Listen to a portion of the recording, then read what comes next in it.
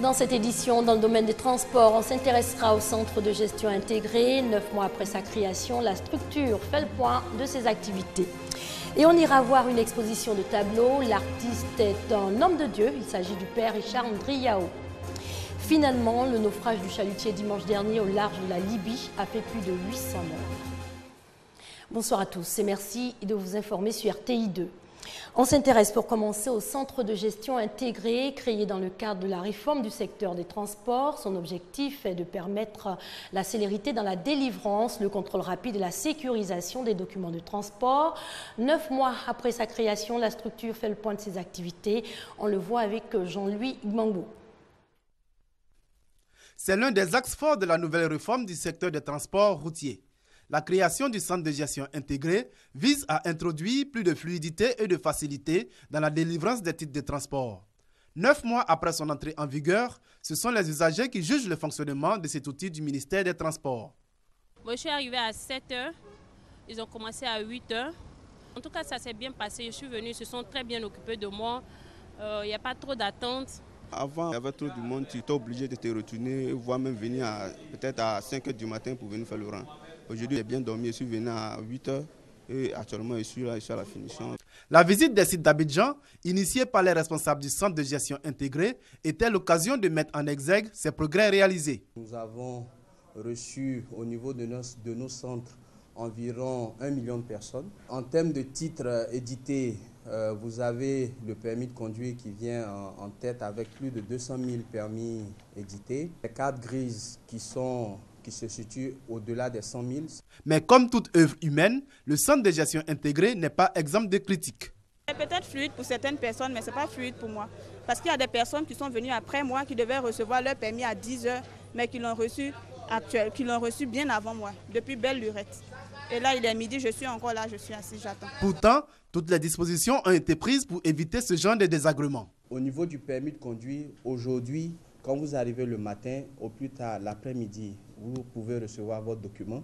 Quand vous arrivez l'après-midi, le jour suivant, vous pouvez recevoir votre document. Aujourd'hui, ce sont 19 centres qui sont en fonction sur toute l'étendue du territoire. Il est prévu l'ouverture de 13 autres à l'intérieur du pays pour garantir une meilleure accessibilité à ce service public qu'est le centre de gestion intégré. Direction la région des Lacs où le district de Yamoussoukro essaie de se refaire une beauté. Le centre ivoirien anti-pollution s'attelle depuis 2 mois au curage des lacs. Ces derniers qui faisaient autrefois la fierté des Ivoiriens sont en effet menacés de disparition. Herman Niamien. Les lacs, aujourd'hui dans la capitale politique de la Côte d'Ivoire, n'existent plus que de nom. Jadis objets de convoitise, ils sont en voie de disparition. L'ensablement de ces étangs d'eau s'accroît de jour en jour et les végétaux aquatiques indésirables les ont pratiquement tous envahis. Sur les 11 lacs que compte la ville de Yamoussoukro, seulement 3 sont en bon état parce qu'ils bénéficient d'une subvention de la présidence de la République. Il faut aujourd'hui une action vigoureuse pour redonner à ces lacs leur lustre d'antan. C'est ce que tente de faire le CIAPOL, le centre ivoirien anti-pollution. Depuis 2 mois, une opération de curage des différents lacs de la cité est en cours. Et parmi les 11 lacs, nous avons décidé de nettoyer 7. Et pour l'instant, nous sommes sur le lac U. Ces végétaux, on les appelle dans notre jargon, les végétaux aquatiques envahissants, VAE. Mais il y a plusieurs méthodes. Mais la méthode que nous avons choisie, c'est la méthode physique, la méthode mécanique, qui est de les couper, de les déraciner à partir du fond du lac. Cette opération vient à point nommé pour redonner à ces lacs-là leur beauté d'antan et puis redonner aussi aux populations la santé. Le manque d'entretien des lacs représente un véritable danger pour la population. La nuit tombée, ces étangs d'eau dégagent des odeurs irrespirables parce qu'ils sont pollués. Ils constituent aussi un nid de reproduction des moustiques qui sont à la base de plusieurs maladies. Certaines indiscrétions soulignent aussi que les caïmans qui font le charme de ces lacs sortent souvent de leur biotope après les grandes pluies, ce qui constitue une véritable menace pour les riverains. Téné, ce serpent a été tué pendant les opérations de curage. Et ce type de reptiles, on en trouve des milliers dans les bas-fonds des lacs de Yamoussoukro. Ces lacs artificiels ont été créés par le premier président de la Côte d'Ivoire qui, à l'époque, transformant son village en capitale politique de la Côte d'Ivoire, a voulu en faire une cité touristique. À présent, cette exposition de tableaux dont le vernissage a eu lieu récemment, l'artiste est un homme de Dieu, le père Richard Ndriao, qui à travers 28 œuvres dévoile les richesses de l'Afrique. Les prêtres faiseurs de culture, on en trouve de plus en plus, Guillaume Zéret et Herman Yamia. Voudrais-tu me voir, m'oublier, m'approcher, me croire, m'inviter? On a découvert ces prêtres en 2010 et ils ont bouleversé le monde. 2015, le père Richard Ndri remet le couvert, cette fois dans un autre registre, la peinture. Des prêtres faiseurs de culture, un fait qui frise l'insolite, mais qui pour l'abbé de la paroisse de Saïwa n'est pas incompatible avec l'œuvre de Dieu. Il n'y a pas de conflit entre le sacerdoce et l'art, parce que le sacerdoce lui-même, toute la liturgie catholique est de l'art. 28 tableaux exposés ici et qui ont été peints autour du thème de la dignité africaine. Joie d'Afrique, laveuse de linge, un mariage militaire sont entre autres œuvres du père Richard Ndri. Elle retrace le quotidien des peuples d'ici et d'autres contrées de l'Afrique profonde afin que le monde la découvre dans sa richesse. Le message derrière ces œuvres, c'est en fait je voulais amener l'Afrique à se réconcilier avec elle-même. Très souvent, on a un regard un peu méprisant de ce qui est africain. L'originalité du thème qui sous-tend les œuvres de l'auteur de l'exposition et son savoir-faire ont véritablement séduit les visiteurs. Les œuvres sortent de l'ordinaire pour ce que nous avons l'habitude de voir. Il a fait un bon travail signifie que les œuvres sortent de l'ordinaire par rapport aux œuvres que nous avons l'habitude de voir. Et la manière de peindre est vraiment exceptionnelle. L'exposition des œuvres du père Richard Ndriao, démarrée le 18 avril dernier, va prendre fin le 8 mai 2015, ici même à la galerie Santa Maria de Cocody de Plateau. À l'étranger, finalement, c'est l'hécatombe. Le naufrage du chalutier dimanche dernier au large de la Libye a fait un peu plus de 800 morts. On rappelle qu'hier, l'Union européenne a annoncé un plan d'action et un sommet sur le sujet jeudi prochain. Ils sont somaliens, érythréens, syriens. Débarqués cette nuit en Sicile, ils sont 28 survivants du naufrage d'un chalutier qui transportait plus de 800 personnes dimanche au large de la Libye. Nous avons rencontré ces jeunes hommes, ils nous ont raconté et nous avons pu confronter les versions. Nous pouvons affirmer avec une certitude raisonnable qu'il y avait à bord environ 800 personnes. Nous avons arrêté 2 des trafiquants présumés, le commandant de l'embarcation naufragée et un membre de l'équipage.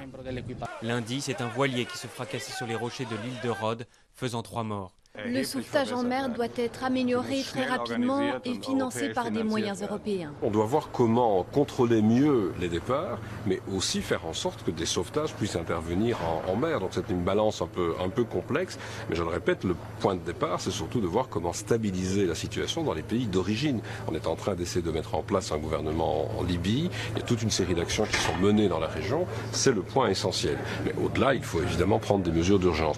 Et dans les mesures à prendre, il faut aussi que l'on se pose la question de l'asile. Alors que d'autres navires en détresse ont été signalés, l'UE a promis de doubler les moyens pour la surveillance et les opérations de sauvetage. Une nouvelle réunion des chefs d'État doit se tenir jeudi. Le haut-commissaire de l'ONU aux droits de l'homme, Zeid Rad al-Hussein, dénonce les politiques migratoires cyniques de l'UE, accusant Bruxelles de transformer la Méditerranée en un vaste cimetière. Et pour être complet sur le sujet, cet après-midi, ce sont près de 450 migrants, dont 59 enfants et 95 femmes, qui ont été secourus au large des côtes de la Calabre. En Afrique du Sud, ce sont environ 400 immigrés qui vivent désormais dans des camps dans l'est de Johannesburg. Ils s'y sont réfugiés après les menaces d'attaques xénophobes. Les violences anti-migrants déclenchées ce mois ont causé la mort d'au moins 6 personnes dans le pays. À ce propos, je propose quelques réactions.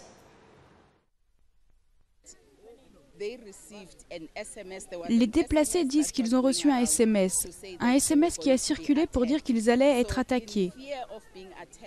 Par peur des attaques, ils ont décidé de venir se réfugier au commissariat. Donc nous avons dû nous organiser avec la municipalité pour mettre en place des systèmes afin de nous assurer qu'ils soient en sécurité.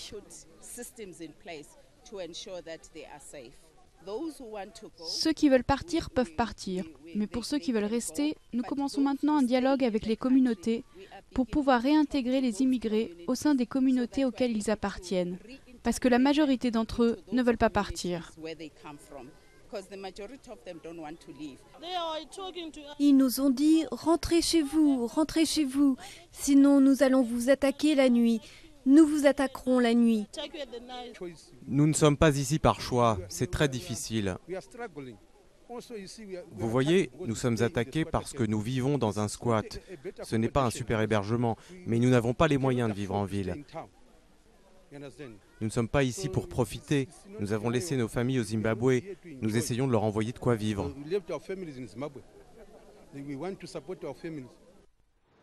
En bref, aujourd'hui en Somalie, cet autre attentat, 3 morts et 6 blessés dans l'explosion d'une voiture piégée devant un restaurant. Hier, ce sont au moins 6 employés de l'ONU qui ont été tués par des islamistes Chebab dans une attaque contre un minibus. En Égypte, le verdict est enfin tombé pour Mohamed Morsi. L'ex-président islamiste destitué en 2013 par l'armée a été condamné à 20 ans de prison pour son implication dans l'arrestation et les tortures sur des manifestants durant son mandat. L'ancien président égyptien Mohamed Morsi, condamné à 20 ans de prison incompressible pour incitation au meurtre, en prison pour une période de 20 ans, sous surveillance policière pendant 5 ans, et le paiement de frais administratifs pour violence, arrestation et torture. Mohamed Morsi échappe ainsi à la peine de mort et compte faire appel de cette décision. L'Éthiopie sous le choc de l'assassinat de ses ressortissants en Libye, 28 chrétiens exécutés par l'État islamique. L'Éthiopie qui a décrété aujourd'hui un deuil national de 3 jours. Je vous propose ces réactions.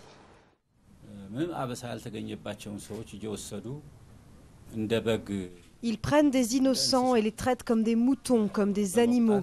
Ils les tuent de manière horrible. Ces actions sont répugnantes et nous les condamnons. Elles ne sont pas acceptables.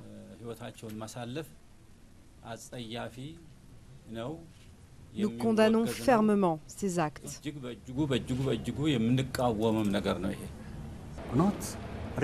Cet État islamique ne se base pas sur une religion. D'après moi, c'est un mouvement politique.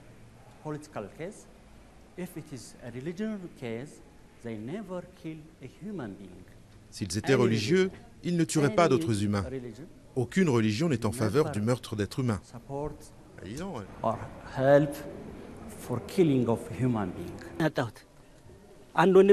Je suis très triste, j'ai perdu mon seul et unique frère.